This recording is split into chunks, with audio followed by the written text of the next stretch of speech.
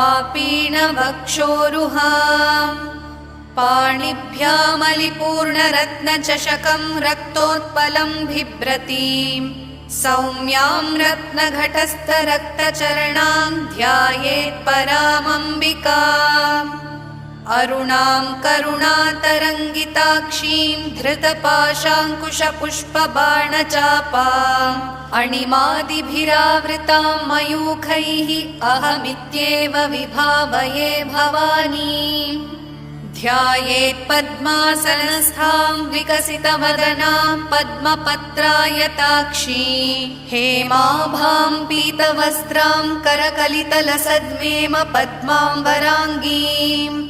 सर्वालङ्कारयुक्तां सततमभयदां भक्तनम्रां भवानीं